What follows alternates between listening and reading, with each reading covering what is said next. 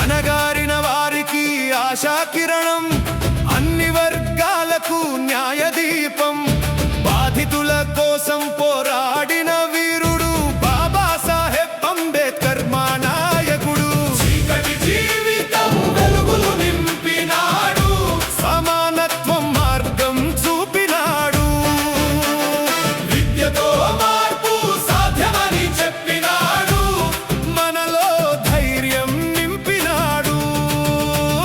జై భీమ్, జై భీమ్, మా గుండెల్లో నిలిచే పేరు జై భీమ్. జై భీమ్, జై భీమ్, సమానత్వం మార్గం జై భీమ్.